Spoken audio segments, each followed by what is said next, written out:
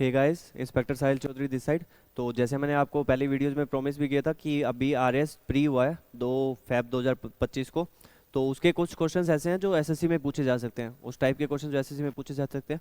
तो वो क्वेश्चन मैं आपके लिए लेके आया हूँ जो आरएस प्री में क्वेश्चन आए थे, जो आगे एसएससी में आ सकते हैं। तो उनके मैं सॉल्यूशन लेके आया हूँ आपके पास।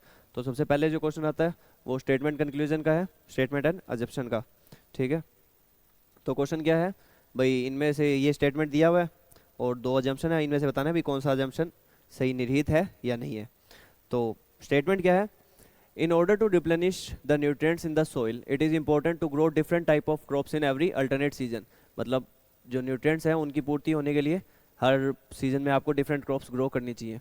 तो अजम्पशंस क्या है इसके? अजम्पशन मतलब इस स्टेटमेंट से अपने क्या अज्यूम कर सकते हैं। अजम्पशन, इन्फेरेंस और कंक्लूजन का अलग अलग अर्थ होता है। इस स्टेटमेंट से अपने क्या अजम्पशन कर सकते हैं? A crop can never be grown for the second time in the field. तो ये तो इसमें नहीं दे रखा कि आप वापस मतलब एक ही क्रॉप को दोबारा नहीं ग्रो कर सकते लगातार सीजन में। तो ये अजम्पशन गलत हो गया। ठीक है। उसके बाद क्या दिया हुआ है? If a different crop is grown in the successive season no additional nutrients such as fertilisers are required to be added to the soil. ये चीज़ इसमें दे रखी है कि अपनों को अलग से न्यूट्रिएंट ऐड नहीं करने पड़ते लगातार दो, अगर क्रॉप अलग अलग अवॉइड करें तो ये इसमें इंफॉर्मेशन नहीं दे रखी। इसमें तो इतना ही दे रखा है ना कि अपनों को हर सीजन अलग अलग क्रॉप ग्रो करनी चाहिए। इसमें ये तो नहीं दे रखा कि अगर आपने इस बार जैसे कपास उगाया है, अगली बार अगर आप गेहूं उगाएंगे तो उसमें आपको गेहूं में कोई भी अलग फर्टिलाइजर डालने की जरूरत नहीं होती। ये क्वेश्चन इसमें डाटा दे ही नहीं रखा और अपनों को भी पता है डालना तो पड़ता ही है। ठीक है। तो इसमें ये दोनों ही अजम्पशंस गलत हो जाएंगे। तो इसका आंसर हो जाएगा neither assumption 1 nor assumption 2 is implicit. ठीक है। मैं और एक चीज़ आप ये भी ध्यान रखें, जैसे नेवर हो गया, ठीक है, ऑल हो गया, ठीक है, नो हो गया, एवरी हो गया, ये चीज़ें स्टेटमेंट को एक्सट्रीम बनाते हैं। मैक्सिमम चांसेस होगा अजम्पशन वाले क्वेश्चन में जब ये वर्ड आ गए नेवर, ऑल, नो, एवरी, तो वो अजम्पशन गलत ही होगा, क्योंकि नेवर कोई सा भी, ऑल सारे, नो कोई सा भी नहीं, एवरी हर एक, तो वो चीज़ें अजम्पशन में मैक्सिमम टाइम गलती होती हैं। ठीक है। इससे रिलेटेड एक क्वेश्चन है वो मैं आपको अभी बता दूंगा।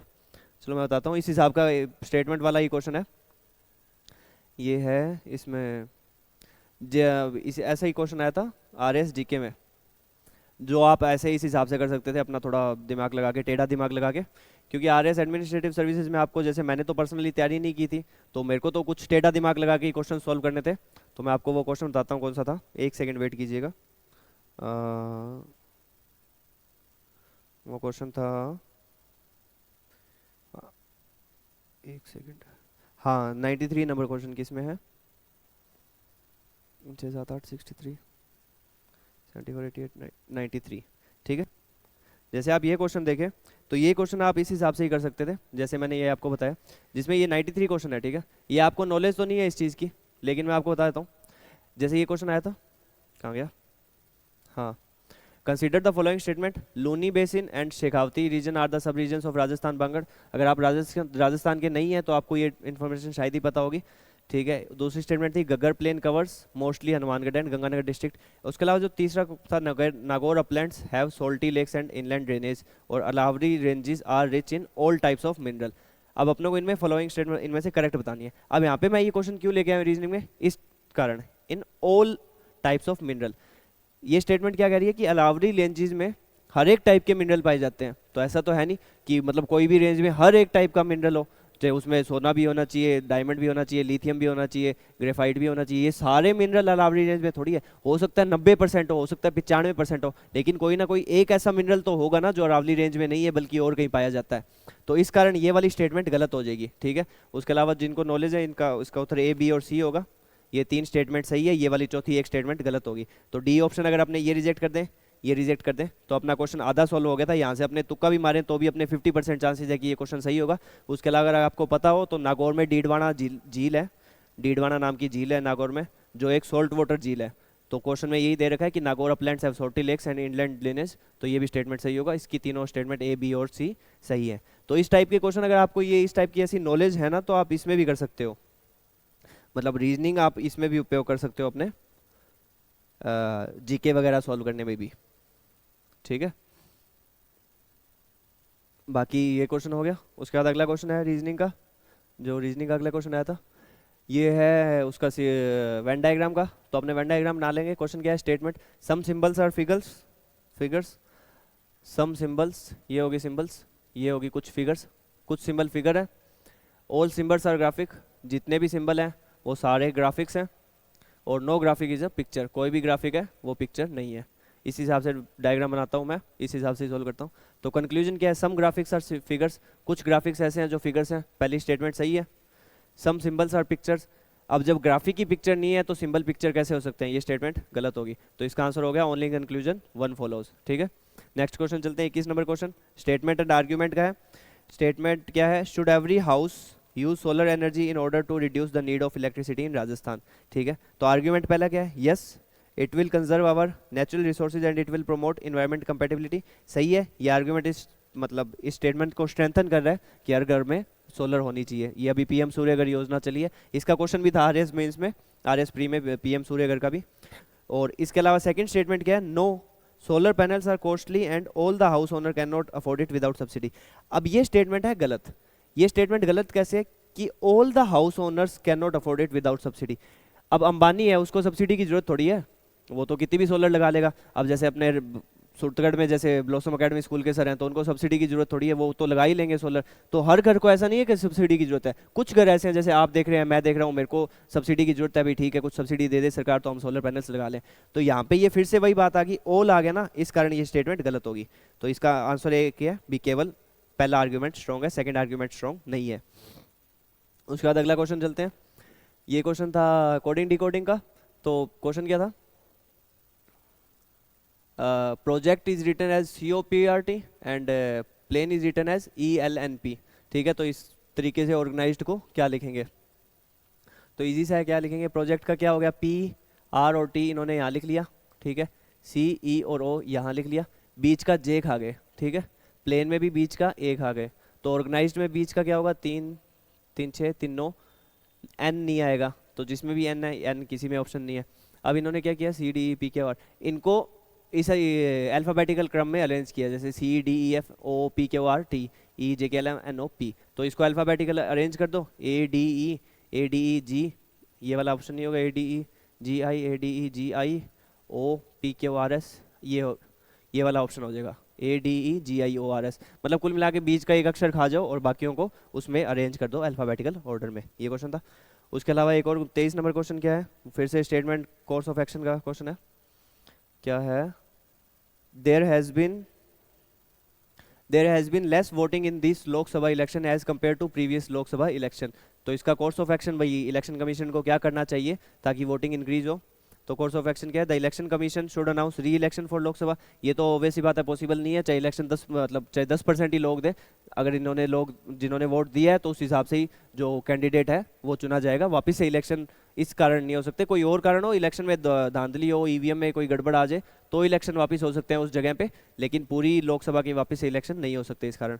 Election commission should cancel the voting rights of people who did not vote in. ये भी बिल्कुल दोनों ही कोई काम की स्टेटमेंट नहीं है। अब ये थोड़ी, अब मान लो जैसे मैं जॉब पे जा रहा हूँ तो हो सकता है मेरे को कोई और इंपॉर्टेंट काम हो, उस कारण मैं वोटिंग नहीं दे पाया। ठीक है, अपनों को वोट करना चाहिए, लेकिन कोई मतलब ऐसी कंडीशन भी आ सकती है, हो सकता है किसी का एक्सीडेंट हो गया, उसके साथ 4 जने गए उसको ले जाने, तो जो ही थोड़ी है वो वोट देने आ पहुंचे। तो इस कारण दोनों ही स्टेटमेंट गलत है, तो नीदर वन नॉट टू इसका आंसर हो जाएगा। उसके बाद अगला क्वेश्चन क्या था, एक क्वेश्चन रह गया क्या इसमें, हाँ 24 नंबर क्वेश्चन रह गया। ये थोड़ा मैथ का सा क्वेश्चन है। क्वेश्चन क्या है, 8 equidistant points lie on a circle using these points as vertices, right angle triangles are drawn such that one side of each triangle is diameter of the circle. तो number of such right angle triangle कितने होंगे। तो कोई circle है, ठीक है, उस पर 8 इक्विडिस्टेंस पॉइंट है, 8 पॉइंट समान दूरी पे हैं।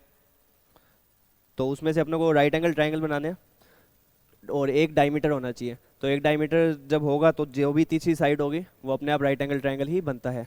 जैसे ये मान लो सर्कल है, इस पे 1 2 3 4 5 6 7 8 ये पॉइंट हो गए।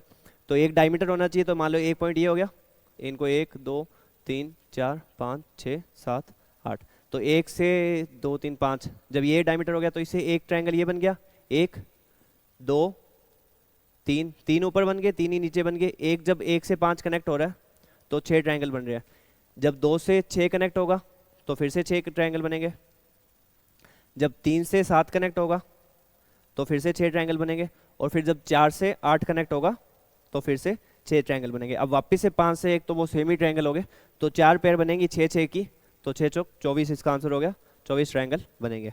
उसके बाद नेक्स्ट टर्म अगला क्वेश्चन है 25 नंबर क्वेश्चन, इसका किसका सीरीज का क्वेश्चन है।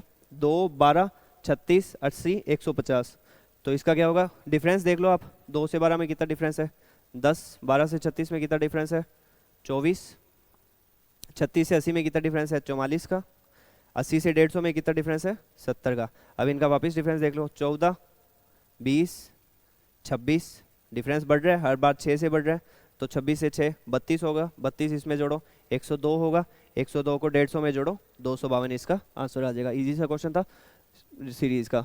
तो ऐसे क्वेश्चन आ सकते हैं, आरएस के क्वेश्चन है ये, ऐसे क्वेश्चन एसएससी में भी पूछे जा सकते हैं। 26 वाला क्वेश्चन मैंने आपको करवा ही दिया है रीजनिंग की वीडियो में, फिर से मैं आपको बता ही देता हूँ एक बार। भाई इमेजेस ऑफ कॉन्सोनेंट्स, सिर्फ कॉन्सोनेंट्स ऐसे छांटने हैं जिनकी मिरर इमेज उनके जैसी ना हो। तो इसके क्या होंगे, बी हो जाएगा, सी हो जाएगा, डी हो जाएगा, एफ हो जाएगा, जी हो जाएगा, एच नहीं होगा, आई जे हो जाएगा, के हो जाएगा, एल हो जाएगा, एम नहीं होगा, एन हो जाएगा, पी हो जाएगा, क्यू हो जाएगा, आर हो जाएगा, एस हो जाएगा, टी नहीं होगा, यू नहीं होगा, वी नहीं होगा, डब्ल्यू नहीं होगा, एक्स नहीं होगा, वाई हो जाएगा, क्योंकि वाई ऐसे लिखा जाता है, कैपिटल वाई ऐसे नहीं लिखा जाता, कैपिटल वाई ऐसे लिखा जाता है, तो वाई इसमें नहीं होगा खैर, ठीक है, और जेड हो जाएगा। तो ऐसे कुल मिला के ये शायद इसका आंसर 13 आएगा, पता नहीं 14 आ जाएगा, वो आप कैलकुलेट कर लेना कितना होगा। मेन बात इसमें वाई की है, तो अगर वाई आपने सही से देख लिया तो वो हो जाएगा। उसके बाद अगला क्वेश्चन क्या है, इसका ब्लड रिलेशन का क्वेश्चन है। A B C D E F are 6 members of a family, B is married to C, F is the mother of E.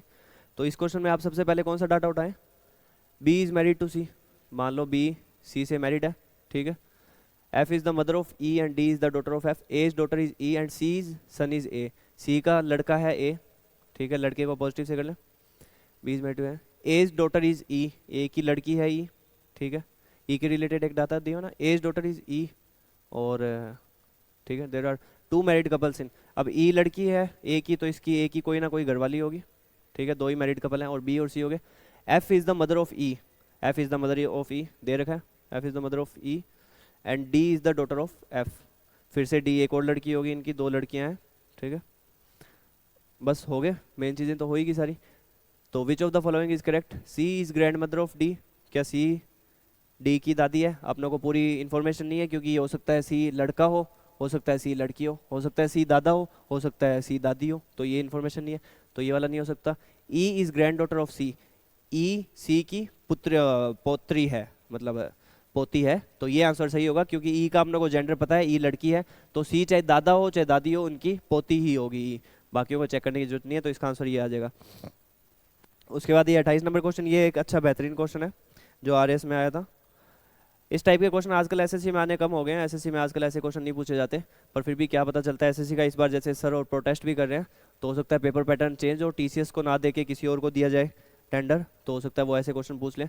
तो क्वेश्चन क्या है, mister x starts walking toward south from point A, ये कोई point है, यहाँ से mister x south में चलता है, कितने मीटर चलता है, after walking 20 metre, he reaches at point B, B point आ गया, ठीक है। Now he turns left, south जा रहा है तो उसका लेफ्ट इस साइड होगा, तो इस साइड मुड़ा ही है, turns left and walks 20 metre, 20 metre फिर से चला, and reaches at point C, C पे पहुंच गया ये, ठीक है।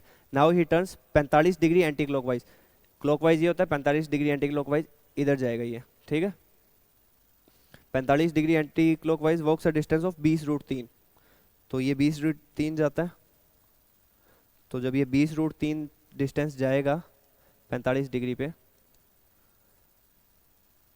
ठीक है, और यहाँ पे कहाँ पहुँच गया ये, and reaches at point D, ये डी पे पहुँच गया। तो अपनों को बतानी है what is the shortest distance between point A and D, A और डी के बीच में ये जो स्मॉलेस्ट दूरी है ये ज्ञात करनी है अपनों को।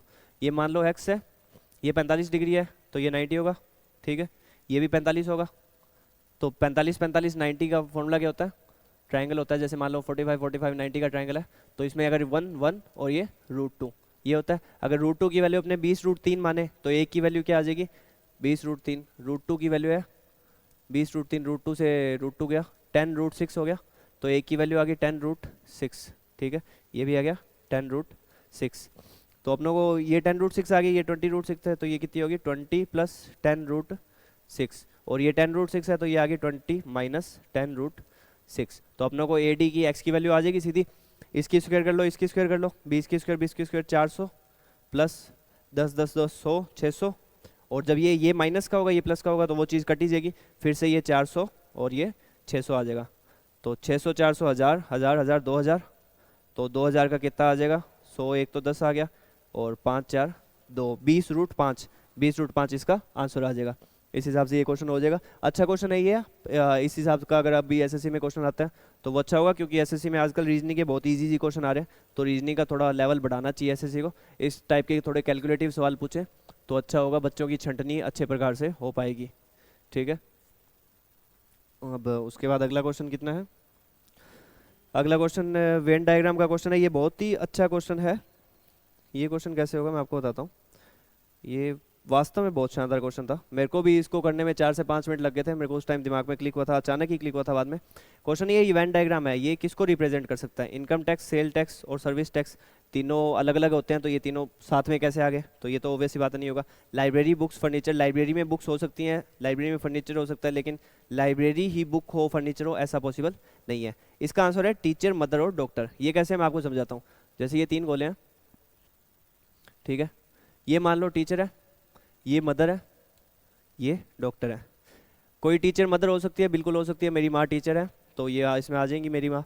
टीचर और डॉक्टर, कोई टीचर हो कोई डॉक्टर हो, ये मैं आपको अभी बताऊंगा। मदर डॉक्टर हो सकती हैं, घनी माएँ होती हैं जो डॉक्टर भी होती हैं। ठीक है, अब बात आती है टीचर और डॉक्टर की।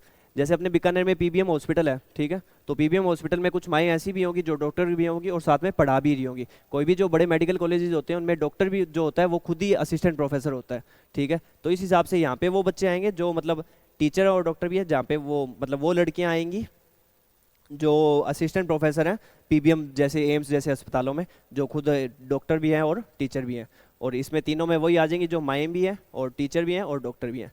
तो इस हिसाब से इसका आंसर हो जाएगा टीचर, मदर और डॉक्टर। यूनिवर्स, प्लैनेट्स और स्टार इसका हो नहीं सकता, क्योंकि अलग अलग चीज़ें हैं। यूनिवर्स के अंदर ही स्टार्स आ जाते हैं, प्लैनेट्स आ जाते हैं, तो उसका अगर वो बनता तो उसका ऐसे बनता, ये यूनिवर्स हो गया, इसके अंदर ये प्लैनेट्स हो गए और ये स्टार्स हो गए। ठीक है, उसके बाद अगला क्वेश्चन है 30 नंबर क्वेश्चन। 30 नंबर क्वेश्चन क्या है, 30 नंबर क्वेश्चन मैथ का है। SI on a sum of 8000 data certain rate % per annum for 3 years is 3600। तो ये भी इजी है, क्या है, 3 साल का SI 3600 है, ठीक है, 8000 पे। ठीक है, तो 1 साल का कितना हो गया 1200। ठीक है, तो 1200 8000 का कितना % है, ठीक है, 2 3 0 से 1 ही कट गई, 8 15 8 120, मतलब रेट ऑफ इंटरेस्ट कितनी होगी 15%। ठीक है, पूछा क्या है, if the interest is compounded 8 monthly on same sum at same interest, 2 साल में कंपाउंड इंटरेस्ट कितना होगा। 15% है 12 महीनों की इंटरेस्ट। ठीक है, 8 महीनों पे कैलकुलेट करनी है अपने, तो इसको ऐसे लिखते हैं 8/12 गुणा 15। ठीक है, 5 3 4 4 दूनी, मतलब 8 मंथली जो इंटरेस्ट होगी वो होगी 10% आ गई। ठीक है, और 2 साल में 8 8 8 के कितने पेयर बनेंगे, 3 पेयर बनेंगे। तो अपने को कैलकुलेट क्या करनी है, 10% कंपाउंड इंटरेस्ट करना है 3 बार। ठीक है, तो 10% कंपाउंड इंटरेस्ट को अपने 3 बार करेंगे तो उसका सीधा सा होता है 33.1, 33.1% आ जाएगा। तो अपने को फाइंड क्या करना है, कंपाउंड इंटरेस्ट फाइंड करना है 8000 पे, 8000 का 33.1% निकाल लो, 33.1 गुणा 8, 8 एकम 8, 8 या 24, 4 2, 8 या 24 25 26, 200 2 6 4 8 इसका आंसर हो जाएगा। ठीक है, इजी क्वेश्चन था। उसके बाद क्वेश्चन है मेंसुरेशन टाइप का। The sides of a triangle are 5 12 and 13 units. A rectangle is constructed which is equal in area to the triangle. It has a width of 10 units, then the perimeter of triangle is. तो ये भी easy सा question है, मतलब 2D mensuration का question है। Triangle बना ले, 5 12 13 कौन सा ट्राइंगल है, याद है, 5 12 13 ट्राइंगल है राइट एंगल ट्राइंगल। ये ट्रिपलेट का पेयर होता है, जैसे 3 4 5 हो गया, 5 12 13 हो गया, 3 4 5 हो गया, 6 8 10 हो गया, 5 12 13 हो गया। ये ट्रिपलेट के पेयर होते हैं। तो इस हिसाब से अपने ट्राइंगल बना लें 5 12 13 का। ठीक है, तो 13 जो होगी वो हाइपोटेन्यूस होगी, ये 13 हो गया, ये 5 होगी, ये 12 होगी। द साइड्स ऑफ ट्राइंगल, ठीक है, rectangle is constructed which is equal in area to the triangle. तो इसका एरिया निकालना है, कुल मिला के अपने को इसका एरिया निकालना है। तो हाफ बेस गुणा हाइट, हाफ 5 गुणा 12, 12 5 60 का आधा 30, 30 ऐसा रेक्टेंगल बनाना है जिसका एरिया हो 30 सेंटीमीटर स्क्वायर, जिसका हाँ ठीक है, इसकी विड्थ है 10 यूनिट। तो पेरीमीटर बताना है। रेक्टेंगल के एरिया का फॉर्मूला क्या होता है, लेंथ गुणा ब्रेड्थ। तो ब्रेड्थ अपने को दे रखी है 10, ठीक है, तो लेंथ कितनी आ गई 3 मीटर। तो इसका एरिया निकल जाएगा 10 गुणा, it has a width of, अब इसका पेरीमीटर निकालना है 10 13 13 और 13 26, सीधा सा आंसर आ गया। उसके बाद अगला क्वेश्चन है how many triangle, figure counting का क्वेश्चन है। इसका क्या करना है आपको, अरे क्या हो गया, इसमें ट्रायंगल बताने हैं कितने हैं, तो ये भी इजी हो ही जाएगा। इसमें आप काउंट कर लेना चाहिए, 1 2 3 4, फिर जितने 4 इधर हैं 4 इधर हैं 8, ठीक है। 8 के बाद एक ये बन जाएगा 9 10 11 12 13 14, फिर ये 15, फिर ये 16, ऐसे करके शायद इसका 16 आंसर होना चाहिए। आप काउंट कर लेना, मैंने ये काउंट कर लिया था, मेरा सही था ये क्वेश्चन। इजी क्वेश्चन है, कोई हार्ड नहीं है इसमें। अगला क्वेश्चन क्या है, अगला क्वेश्चन है मिक्सचर एलिगेशन का। A housewife has 1000 ml of mixture that contains milk and water in the ratio 3:1। तो 1000 में 3:1 का देख लें, मिल्क वाटर, तो 600 मिल्क हो गया, 3 4 हैं 750, 750 मिल्क हो गया, 250 वाटर हो गया, ठीक है। In the mixture she adds 250 ml of mixture of milk and water in the ratio 3:2। अब 250 ml में 3 और 2 का है, तो 3 2 5, 150 मिल्क होगा और 100 वाटर होगा, तो इसमें 150 मिल्क ऐड कर लिया और 100 वाटर ऐड कर लिया, ठीक है। Then she uses 250 ml of combined mixture to make curd, how much pure milk is left in the mixture. अब ये कितने हो गए, 7 7 8, 7 और 1 8, 900 हो गया ये, और ये हो गया 300, ठीक है। मतलब 900 ml मिल्क है और 300 ml वाटर है, इनका रेशियो कितना आ गया, 3:1 आ गया। अब 250, और ये थोड़ी गड़बड़ होगी क्या, 3 3 3 3:1, 250 का 4, थोड़ी गड़बड़ कर दी मैंने, लिख लिया 1000 ml 3 4 750 250 she adds 250 ml of mixture of milk and water in the ratio 3:2, 5 she 150, 7 8 900 900 200 300 1200 हो गया क्या, नहीं यहाँ पे गड़बड़ होगी थोड़ी सी, 1250 आना चाहिए ना टोटल, 3 2 3 3 3 5 या 150 और 100 250, अच्छा ये 250 है, सॉरी ये यहाँ पे 250 था, तो ये 350 हो जाएगा, ठीक है। 0 से 0 कट गया, रेशो निकाल लेते हैं, 18 5 90, 7 5 35, 18:7 मिल्क वाटर का रेशो है। इसका 250 ml देखेंगे तो 18 7 25, 250 180, मतलब 180 निकल गया, जो मिक्सचर था उसमें से 180 ml अपनों ने बाहर निकाल लिया दही बनाने के लिए, तो बचा कितना मिल्क, 900 में से 180 घटा देंगे अपने, 900 में से 180 घटाएंगे 720, 720 ml मिल्क बच गया, ठीक है। ये क्वेश्चन था, ये मिक्सचर एलिगेशन का क्वेश्चन है, इजी क्वेश्चन था। उसमें थोड़ा यहाँ पे मैंने गड़बड़ कर दी, ये 250 लिखा हुआ मैं इसको 200 पढ़ रहा था बार बार, तो इजी क्वेश्चन था। उसके बाद अगला क्वेश्चन है a reduction of 21% in the price of rice enables a person to buy 10.5 kilo more for 1000। Price पहले मान लो 100 था, 21 घट गया, कितना बचा 79। अगर ये प्राइस घटा है तो ये कितना ज़्यादा खरीद पाएगा सेम ही रेट में, 79 से 100, ठीक है, इतना ज़्यादा खरीद पाएगा, ठीक है। तो 10.5 किलो ज़्यादा खरीद पाता है, अपने कितना कह रहे हैं 21 किलो ज़्यादा खरीद पाएगा, क्वेश्चन वाला कह रहा है 10.5 किलो ज़्यादा खरीद पाएगा, तो ये कितना है, इसका हाफ है 1/2, ठीक है। तो इसका 1/2 हो जाएगा 79/2, और ये अभी कितने खरीद पा रहा है, 50 किलो खरीद पा रहा है, ठीक है। What is the reduced price, अभी 50 किलो खरीद पा रहा है 1000 रुपये का, ठीक है, तो रिड्यूस्ड प्राइस कितना होगा, 5 20 रुपये आ जाएगा, सीधा उत्तर है इसका 20 रुपये में, ये मतलब 20 रुपये प्रति किलो चावल खरीद पा रहा है। क्वेश्चन है 35 नंबर क्वेश्चन, प्रोबेबिलिटी का क्वेश्चन है।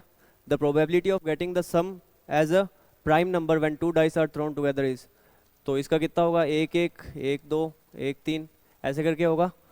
तो sum as a prime number, sum prime number कौन सा होगा, 1 से लेके 2 से लेके 12 तक सम आ सकता है, तो जब 2 डाइस उछालें तो इसमें प्राइम नंबर कौन सा है, 2 है 3 है 5 है 7 है और 9 और 11 है। तो 11 कब आएगा, जब 5 6 या 6 5 आए। 7 कब आएगा, जब 1 6 6 1 2 5 5 2 3 4 4 3, ठीक है। 5 कब आएगा, जब 1 4 2 3 3 2 4 1, ठीक है। और 3 कब आएगा, 1 2 2 1, और 2 कब आएगा, 1 1। तो इनको गिन लो, 1 2 3 4 5 6 7 8 9 10 11 12 13 14 15, आंसर कितना आ जाएगा, 15/36, काट लो 5 और 12, 5/12 इसका आंसर हो जाएगा। ये क्वेश्चन अपने काम का नहीं है, ये राजस्थान का क्वेश्चन है। अगला ये पाई चार्ट डिस्ट्रीब्यूशन है, तो इसमें से बताना है choose the correct option from the following which uses more than 50% of total area.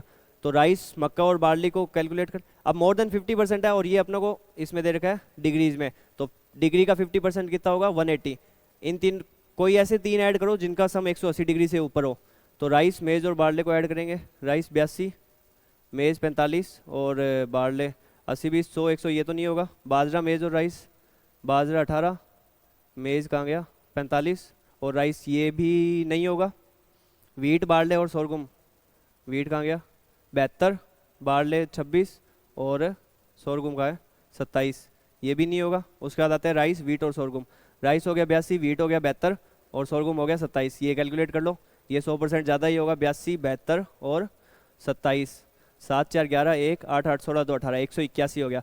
पूरा पूरा 50% से ऊपर है, तो इसका आंसर हो जाएगा राइस, वीट और सोरगुम। उसके बाद क्वेश्चन है स्टैटिस्टिक्स का। Mean of 100 observation was calculated 49, तो टोटल सम कितना हो गया 4900। It was later discovered that 3 observation taken as 40, 20, 50 were actually 60, 70 और 80। तो 40, 20, 60, 60 से 60 कट गया, 50, 20, 100, कुल मिला के इसमें 100 ऐड करना है अपने को। तो 5000, 5000 का बटे 50 बटे 100, ठीक है, कितना हो जाएगा 50, इसका आंसर आ जाएगा। इजी सा क्वेश्चन था। उसके बाद 10 different letter of alphabets are given, words with 5 letter are formed from these given letters, then the number of words which have at least 1 repeated letter. तो ये प्रोबेबिलिटी का क्वेश्चन है, मतलब उसका, सॉरी किसका है ये, अरे यार कॉम्बिनेशन, परम्यूटेशन एंड कॉम्बिनेशन का क्वेश्चन है ये। तो ये क्वेश्चन कैसे करना है अपने को, 10 different letter of alphabets are given, word with 5 letter, 10 अलग अलग दिए हैं, मान लो ABCD ऐसे करके 10 दिए हैं, ठीक है। 5 लेटर वर्ड बनाना है अपने को, 1, 2, 3, 4, 5, 1, 2, 3, 4, 5। Word with 5 letters are formed from these given letters, then the number of words which have at least 1 repeated. At least 1 मतलब अपने को क्या करना है, एटलीस्ट 1, एटलीस्ट 1 रिपीटेड होना चाहिए। मतलब टोटल में से अपने 9 रिपीटेड, जिनमें एक भी डिजिट रिपीट ना हो, वो माइनस कर दें तो अपना आंसर आ जाना चाहिए, ठीक है। तो टोटल कितने बनेंगे, 10, 10, 10, 5 बार कर लो, 1, 2, 3, 4, 5, इतने टोटल वर्ड बनेंगे।